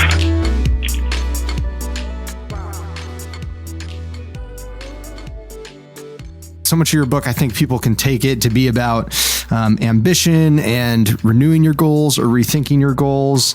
But I feel like it's easy now to be complacent and feel like, I'm comfortable in this space, so that must mean that I've found the right thing, or I've found my calling, or I'm where God needs me to be. But sometimes that's not the case, and we're called to do something uncomfortable. So how do we discern that? Yeah, well, to me, life is an adventure. It's a journey. We don't have a stop-off point where we just then stay there and camp until Jesus comes again. He gives us life, he gives us breath, and he gives it to us for a reason. And I think that we pursue that reason for the rest of our lives. And to me, that's part of the premise for me saying that I believe that God has more for you. The more that I think of is just more of whatever it is that God has called you to and designed you for. And, there's so many forces trying to discourage us from stepping up into the more, so many forces that would have us just decide, look, it's time for me to settle for comfort over calling. But comfort will never, ever give you the fulfillment that living your life called will give you. And so exceeding abundant and above anything you could ever ask or think, unless people are already able to say, look, that's what I'm seeing now. What God is doing in my life exceeds, is abounds, and it's above anything I could have imagined. Unless people are already living there, then it's still a promise. And my exhortation, my urging is that you keep going after that promise. And again, my own life is a testimony of the more that God can bring as we just stay resilient and committed and refuse to draw back and refuse to get comfortable. Watch how God can open doors of opportunity and possibility you never dreamed or imagined.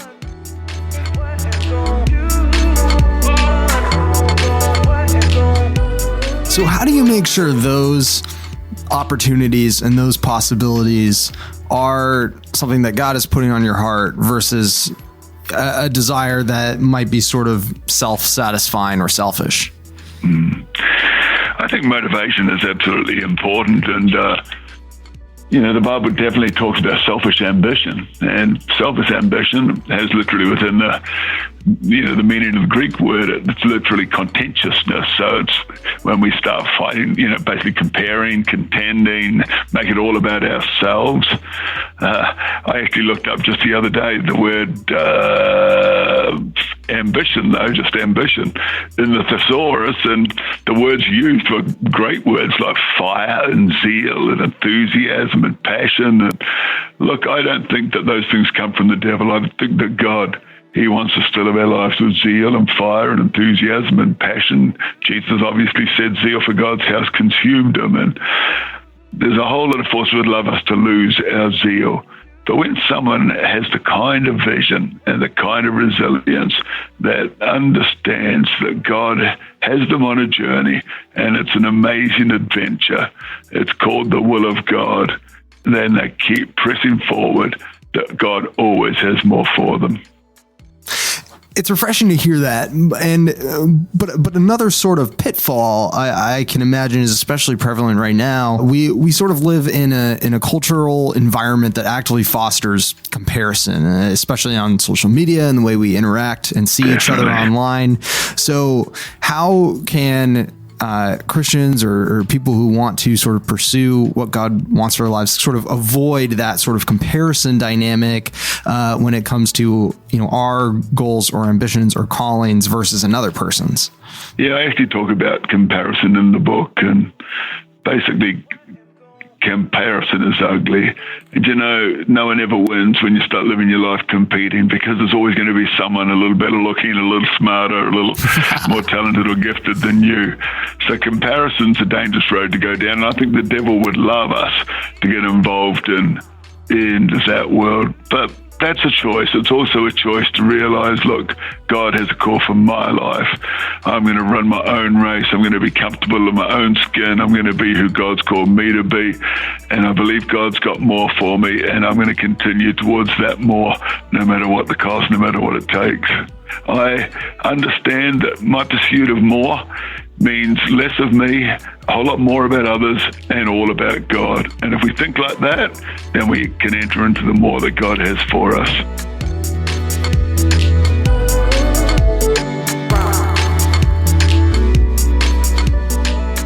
That was Brian Houston. Make sure to check out his new book, There Is More. It's out now.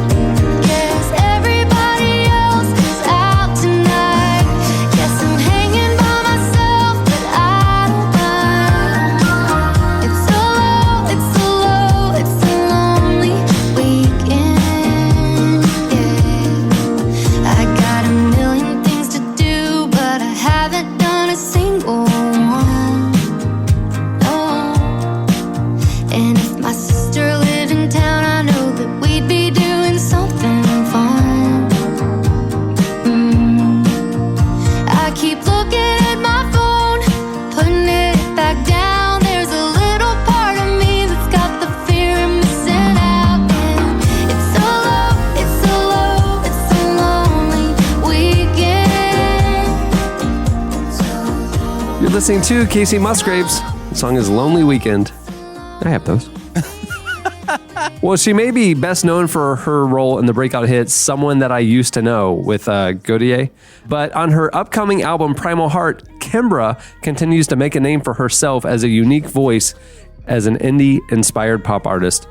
We recently sat down with Kimbra for a behind-the-scenes look at the songwriting process behind Primal Heart. Here is Kimbra.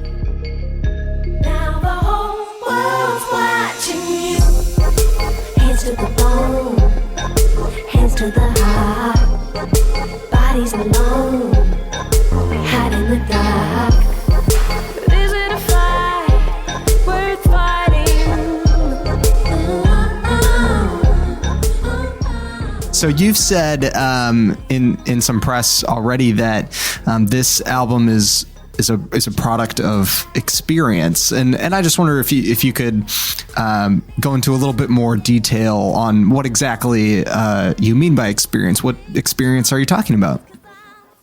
Well, it's not necessarily one in particular. It's a culmination of experiences. One of them is, making a few really big and important decisions for myself, like moving to New York and doing some really important travel that was sort of not for any benefit of a record label or a career, but just, for me as a person in the world, wanting to see a little more of life and how other people navigate pain and suffering. And, I think this record does speak a lot to sort of vulnerability and acceptance of oneself. And Primal Heart to me is about exploring this place of origin, like where we're all connected. And, that requires you to kind of journey into the self a little bit, right? If you're going to talk about those things. I think it's been about kind of finding that courage and that strength to reveal myself a little more in this record. And the way that I did that was, by actually coming to understand pain a little more and stop running away from it and actually learn to kind of be curious about it and sit inside it and learn from it, and seeing other people in pain across the world and kind of realizing that at that level we are very, very connected and very similar, you know. And in saying that, it's not a dark record. I mean, it makes it sound like, you know, the whole thing's about this journey into pain, but you know, I don't really think of it like that at all. There's a lot of celebration on this record, because I think when we come to look at ourselves authentically and see all of the stuff that lives inside us, whether good or bad, that's kind of the start of real progress, I think, for humanity or for anyone, you know. It's kind of my life. I think I've made the greatest growth has been when I've, you know, been able to kind of stare those difficult things in the face. And, you know, art mimics life, right? So if you're doing that as a person, then naturally your art has to follow. See me on billboards and banners, see me like picket fences, now watch me building my palace. Out on the run, you'll see me gathering mice. Won't forget where I started when we were. 'Cause I'm on top of the world. See me with the diamonds and pearls. I'm on top of the world. And they can talk, but I got the good word. How does that approach, which is really lovely, compare to what you were doing before? Well, I think of myself on the Golden Echo as kind of a child with a million ideas and fantastic opportunity to explore all of them. You know, I was very driven on imagination and sort of surrealism and escapism. You know, Los Angeles, this place of dreams, right? The place of infinite possibility, and kind of this sort of, you know, people are in their bubbles and creating these ultra realities in a way. New York is a very confronting place to live in, on the other hand, right? It's like everything is right at your doorstep. Again, the good and the bad. And I think, you know, me actively choosing to step into that, for example, getting an apartment in Manhattan and building a studio in the intensity of that stimulus, rather than living on a farm in LA, shut off from the world, waking up with chickens and sheep and kind of, you know, living 15 minutes from Hollywood and that whole kind of strange, surreal life. This was a very grounding experience living in New York. And I think, you know, even just that changes the way that you go to sing on a song, and that changes what you're searching for as a songwriter. You know, I think from the Golden Echo, I needed to let out all of this creative energy that I had. And I'm so proud of that album, because it's such a daring album and it's so adventurous. But at this point in my career, it felt most adventurous for me to actually kind of hold out my hand for the listener, and rather than sort of gesticulating and throwing my hands everywhere to kind of excite them, just tell them a story and just tell them how I was really feeling that day. You know, there's intimacy in that, and that was just where I was at as a person as well.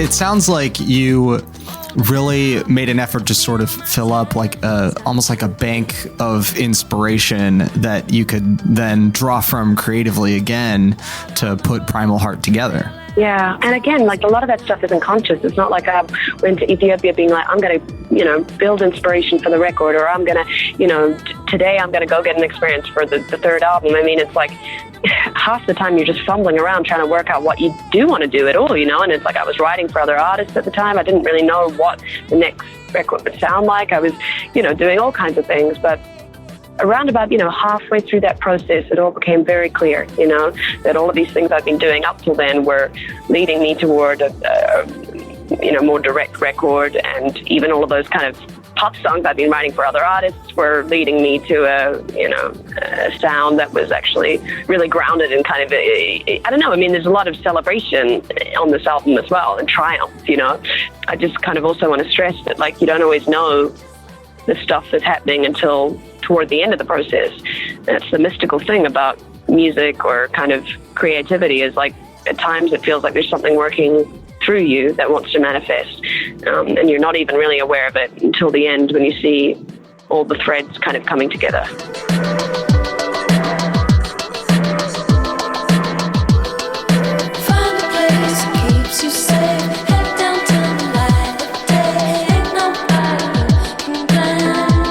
was Kimbra. Be sure to check out her new album. It's coming out soon.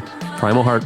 She's very talented. Yeah. She was even talented on that song where when she comes in, you're like, woohoo, whoa. Yeah. Like she kind of stole it from Gaudier. Right. Like, Yeah, I'm that not thinking song gets stuck in your head, doesn't it? Oh, that little jingle. That I don't know what it is. That progression. It's just sometimes songwriters say the exact thing at the exact right time to you. And so even when you aren't feeling those things, that song can just like stick in your mind. That's kind of how this podcast is, I think, for our listeners. Mm-hmm. Yeah, isn't it? Yeah. Probably what Brian Houston was talking about, too. Yeah.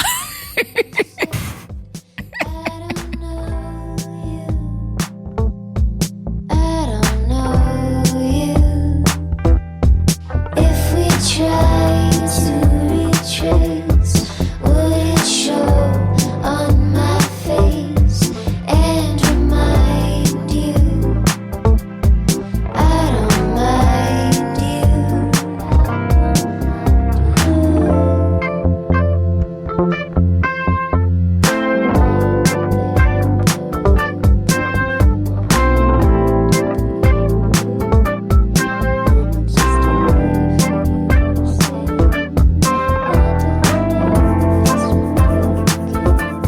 You're listening to the Marias. The song is I Don't Know You.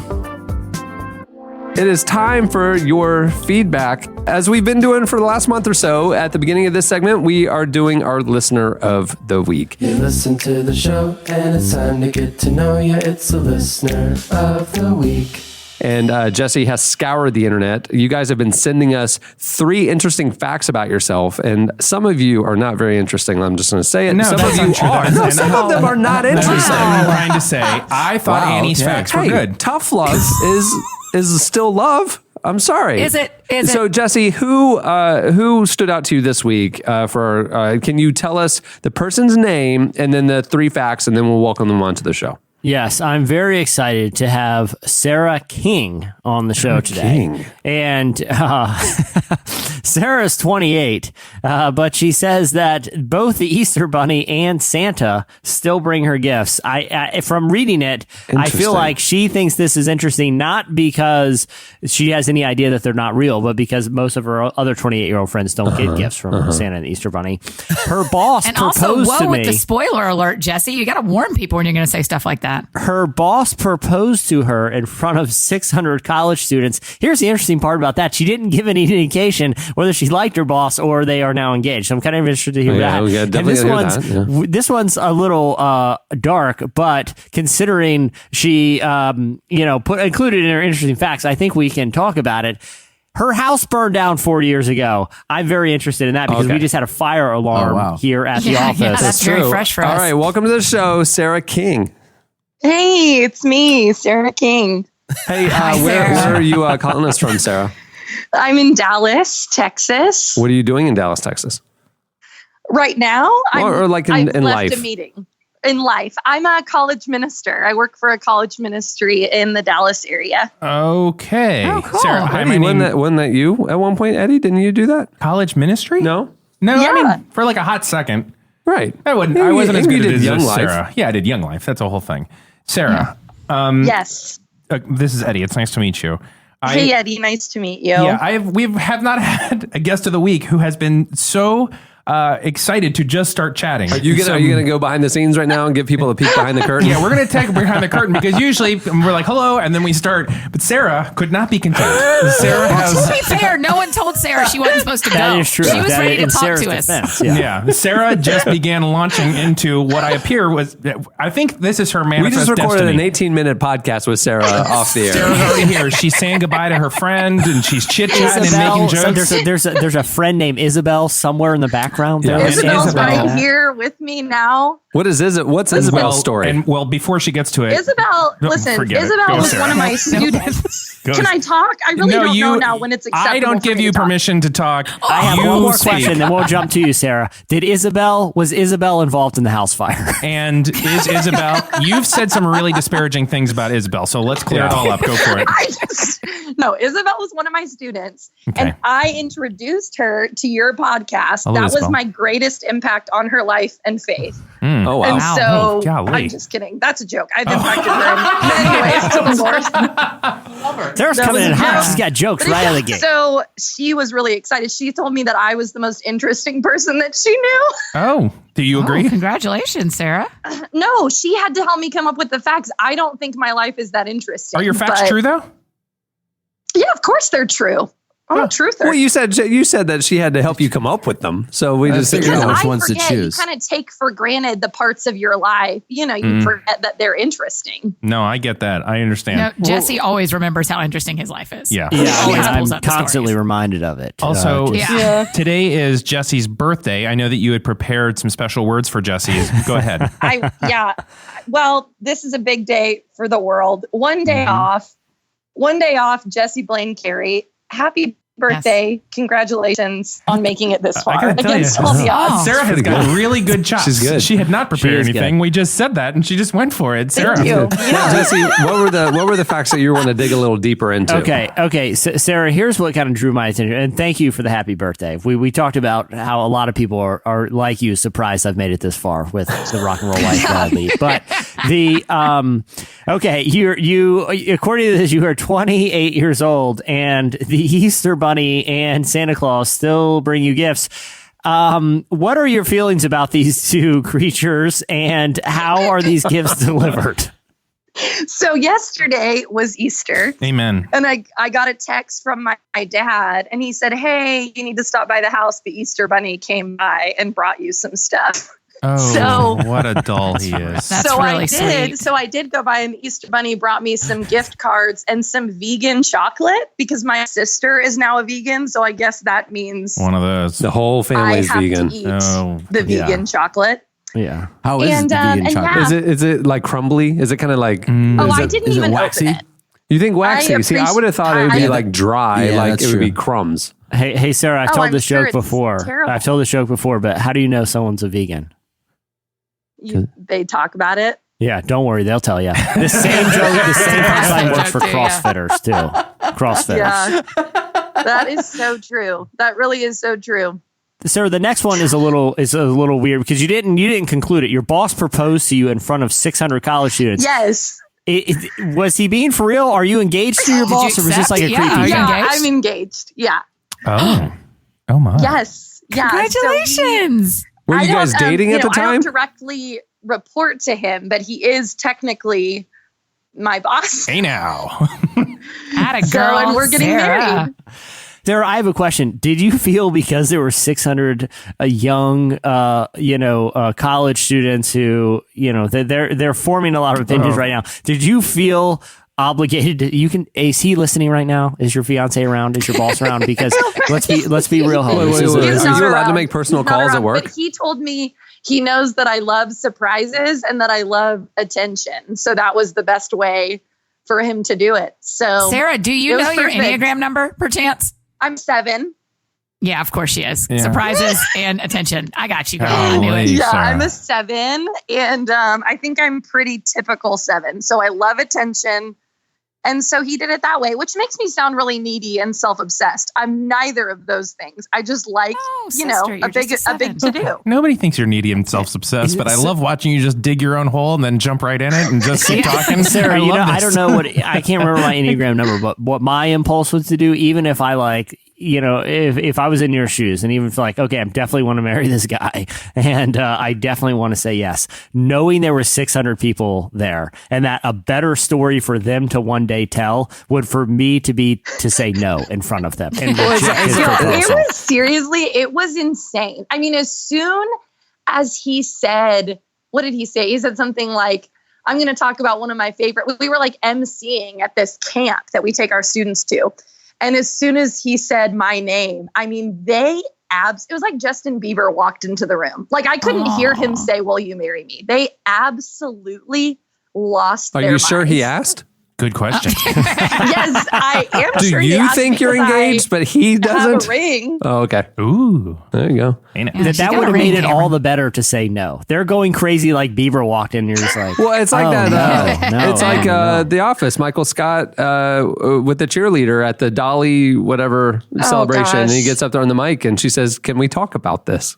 Remember? Oh gosh, why would you bring that Or up? when he's gonna give Why out do the people always batteries. bring up the cringiest Office moments? Hey, Sarah, have you picked out an officiant yet? Sarah knows us. Yeah, I sure have. Yes, Oh. I got 2 of them. We've got 2 officiants, but if you want to fly to Dallas, you can sub in case. I don't actually work with I don't work with other people, but I appreciate the offer. Sarah, call your officiants now and tell them they're done. They're fired. One of them's his dad, so I feel like well, it's going to be awkward, but you offered and Yeah. a deal's a deal. That's a Unfortunate. verbal Accepted. contract, and I am now officiating your wedding between you and your boss. Call his dad right now. This is what happened. We're actually Give all his 5 Skype going to name come to and Chandler. officiate. I'll Sarah, break it to we're him. all 5 that going to would do be it. a dream. Annie, have you ever officiated a wedding? No. Oh, I think you'd do great at it. I've done pieces. Get on that. I just haven't done the main. Bucket list. Yeah. Yeah, All do right, that. Sarah. The real question I have is how did your house burn down? It was an electrical fire, and my dad's car was in the garage, and the gasoline made an explosion. Wow. Yeah, it was crazy. Wow, so this wasn't just like a gentle. This was is all like of a your sudden. house is- Right. We went from like 0 to destruction. This is like that scene in The Godfather. Oh. Yeah, it was crazy. And my dad was home, but he was asleep. My sister and I weren't home. And a neighbor that I've never seen before or since, whose name I'm pretty sure was Angel, Ooh. broke into the house to get my dad Was out. middle of the day or like Wow. nighttime? It was at night. Okay. Wow. Oh my Sarah, gracious. I have a theory. Why were I you don't out so know. late? What were you doing? I have a theory that I was at Whataburger. Oh, well, that's what you do in all Dallas. right. you are so. You got a really great answer for everything. Yeah, she always has answers. You I love have a Sarah great so much. alibi. I'm sorry, answer about this. I have a theory here, Sarah. I have a Electrical theory. fire. That- I think you and Angel are involved in this fire somehow and have been covering it up with your Whataburger alibi and his. I don't even know if he lives in the neighborhood. His name is Angel. How could he be a bad guy? Let's be honest. You were running some heavy equipment and caused the fire. You know what's interesting is the alibi. Yeah. Because I believe that she was at Whataburger, and that's possible. When I stop and think about it, the cell phone towers just don't add up. She couldn't Sarah, have been there. And did Angel introduce himself as the Easter Bunny, and that's why Dad just won't drop it? I don't know. We're working on this. Hey, Eddie, you know what's interesting to me? Next week on Serial. Is Sarah and her sister are not home because Again. God, he cannot. Guy can't count. That guy can't her and count her 4 sister measures to are save not his home life. at the time of the fire because they're at Whataburger. That's really interesting, considering her sister's a vegan. Sarah, unfortunately, you've been trapped. Next. She was playing volleyball. She wasn't at Oh, Whataburger, and she wasn't a okay. vegan Oh, boy. at the time. Get your facts straight. Okay. Oh, She's a wow, new wow, wow. vegan. Yikes, stripes. I And love Sarah. Jesse repeatedly does not respect that beat drop after 4 measures. Yeah, we were just counting the measures. because I just blew the case wide open, Eddie. The joke was funny. We got it when the music started. You could have cut right there, but you still just weren't paying attention. I blew it off I went Encyclopedia Brown on this thing, man. All I needed like 3 clues my God, to I know love those that books. Sarah King. Sarah, I hope you don't take this the wrong way. I think she's an arsonist. That's my 5th interesting fact. Hey, Sarah, thanks for joining us. Thanks for listening. Thanks for writing in your facts. Congratulations Yeah, thank you guys. on your engagement, and congratulations on Congrats on getting away with the fire. and your whole life. Thank you. Yeah. That's the greatest Getting away with the accomplishment. crime. thus What's your far. fiance's name? Brandon? Okay, we'll give Brandon's dad a call later today and break the news that we're going to be Okay, Yeah, it'll be perfect. fun. We're gonna do a great job. The way I open Awesome. a wedding is pretty. It's pretty Interpretive emotional. dance, It's right? beautiful. Yeah, It's interpretive. It's incredible. Yeah. Yeah, I Yeah. can't wait. I can't wait. I'll see y'all Yeah, then, it'll be June great. 30th. All right. Oh, See you, okay. Sarah. Bye, buddy. All right. Well, now it's time for last week's feedback. Last week we asked you. We were talking about Uber stories and Uber experiences. Remember the Uber driver who Uber's map told them to turn left and went down the stairs. We want to know your craziest Uber stories. You guys hit us up on Twitter and you at Relevant Podcast, and you also posted on the podcast episode page at relevantmagazine.com. Here's a few of our favorites. I connected personally with Ashley Allies on Twitter, where she said she was running late for a conference. So she grabbed her razor and lotion and shaved her legs in the Uber. In the Uber. Which, yeah. No. Yeah. So one time I ran late to the airport, and the guy who picked me up was a guy that I knew from church. And we're halfway to the airport, and he says, Annie, real quick before I drop you off, I think you need to brush your hair. Oh, no. That's how you get a I was 1 like, star. Me and Ashley, sometimes we use our Uber to help us get ready as well as get to our location. Christina on the podcast episode page said that she had an Uber driver who informed her that he was from a former Soviet country. I love this one. He moved here because he had, quote, seen some things, and then he lifted up his hand to reveal he only had 4 fingers. No, that guy is my hero. That is the best joke ever. That is good. You think it's a joke? It may not be a joke. I mean, if it's not, it's terrifying. If it is, that's just magical. Yeah. Hey, remember, Cameron, me and you played in a poker. I won't give too many details because I don't know the privacy. But you remember we played in a poker game with a guy that only had 4 fingers, and he would like show it to us Eastern at random European points in the game. Do you remember that? Yeah, absolutely. If you ever find yourself in a poker game with a man with 4 fingers, you're in a good poker game. Well, he has 9 fingers, just to be clear. Yeah, he's not down. He's not down like 6. He's down 2. Right. Okay. Or down 1. He's 3 on one hand and 1 on the other. It's a weird setup. Well, there's a lot more stories. You should go check them out. Okay, it's time for this week's Editorial question of the week. Hey. Well, I mean, earlier in the show, we were talking about shows that we actually would like to see rebooted. And so we want to know what shows you think should get rebooted, some of your favorite old shows, and maybe what the modern twist would be. What would be the update? Yes. To make it relevant again. And 2, did they age? That's the question. Right. And everybody's alive. Everybody can be alive. Everybody's alive. Well, because the thing is even if the character's aged, there's that new Al Pacino movie where he's playing, I forget who it is, but but they're aging him via technology to be like 35 in part of it. Or it's like The Godfather 3. Yes, that's right. Where it's like 20 years later. Right. This is the magic of. Yeah, they can age either way. Either way, Yeah. I feel like we've all complicated. seen Benjamin Button. We know what technology We know how it works. Yeah, we get it. We know how this works. All right. Well, tell us your shows that you think should get rebooted. NBC's looking for ideas. So, and technology can do marvelous things. Mm-hmm. Hit us up on Twitter at Relevant Podcast or post your shows and synopses on the podcast episode page at relevantmagazine.com. Next Easter, Cats. Done. Cats? Don't, Really? don't make us wait till Easter. Let's do it on July 4th. The Easter story. Cats. But with cats. I've never seen Cats. Oh, actually I've do it never kind of seen like Cats. the puppy The bowl Easter story and like with do it with cats. actual cats. But really respectful. But yeah. Yeah, there's nothing that says respectful like a bunch of cats walking upright talking about Jesus' resurrection. Can't wait to see that, Eddie. That's going to be great. Yeah, farewell, Don't farewell, make cat Couples. sounds. That's terrible. Many thanks to this episode's sponsors for making the show possible. Remember, you can learn more about Hagar USA by visiting their website at HAGARUSA.org. Doing amazing work. Thanks also to Squarespace. You can start your free trial today at squarespace.com and enter offer code RELEVANT to get 10% off your first purchase. And also to Casper. Get $50 toward any mattress purchase by visiting casper.com/RM and using RM at checkout. Terms and conditions apply.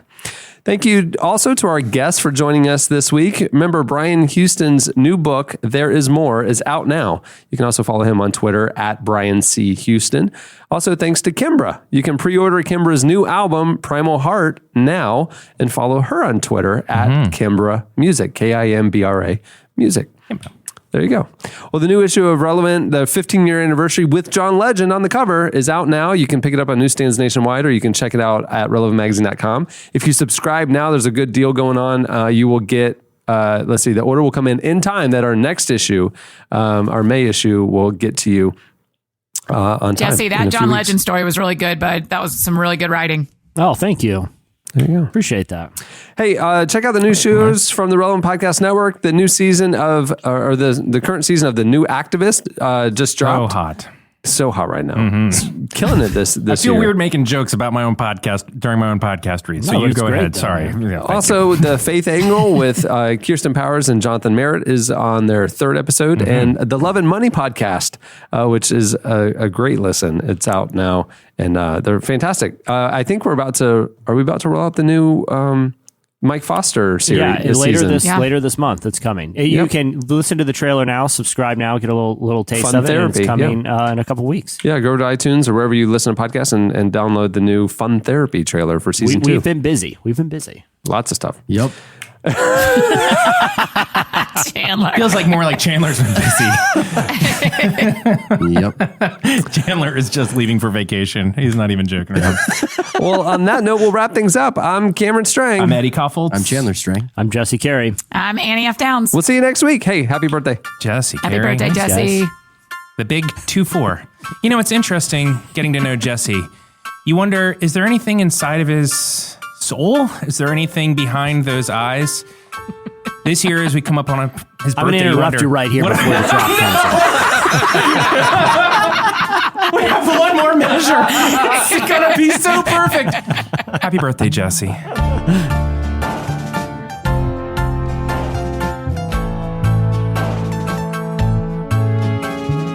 Thank you for listening to the Relevant Podcast. If you like what you heard, be sure to leave us a review on iTunes. Check out other shows from the Relevant Podcast Network in the podcast section at relevantmagazine.com. And while you're there, browse exclusive podcast merchandise at our online store. Make sure to subscribe to Relevant Magazine. Info is available at relevantmagazine.com/subscribe.